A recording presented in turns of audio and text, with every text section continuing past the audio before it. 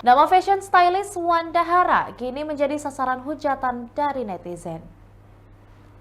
Usai penampilannya yang mengenakan cadar saat mengikuti kajian Ustadz Hanan Attaqi, tampilannya yang seolah-olah dirinya wanita itu langsung menuai kontroversi. Setelah viral, Wanda yang masuk lingkaran pertemanan Nagita Slavina itu kemudian meminta maaf. Sambil menangis, Wanda Hara mengakui hal tersebut merupakan murni dari kesalahannya sendiri. Assalamualaikum warahmatullahi wabarakatuh. Saya Wanda Hara dari hati yang paling dalam. Mohon maaf atas sebesar-besarnya atas kegaduhan ini. Dalam kajian yang diselenggarakan oleh Ustadz Hanan Attaqi kemarin, atas kejadian yang telah terjadi karena perbuatan saya yang menyinggung banyak pihak kepada saya menyadarin ini adalah kesalahan saya. Saya juga sudah berkomunikasi dengan Ustadz Hanan Attaqi dan meminta maaf kepada beliau dan seluruh panitia Ayah Amanah.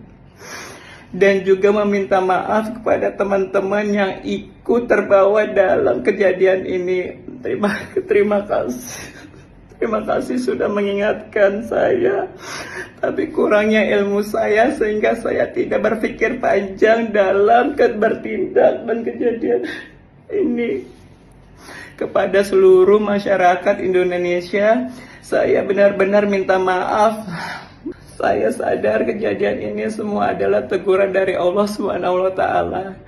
Sekali lagi maaf saya dari lubuk hati yang paling dalam. Mohon dibukakan pintu maaf sebesar-besarnya. Dan teman-teman saya, tolong doakan saya. Semoga menjadi manusia yang lebih baik.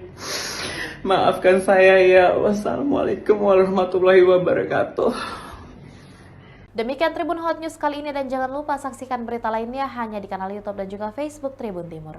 Download Tribun X sekarang, menghadirkan lokal menjadi Indonesia.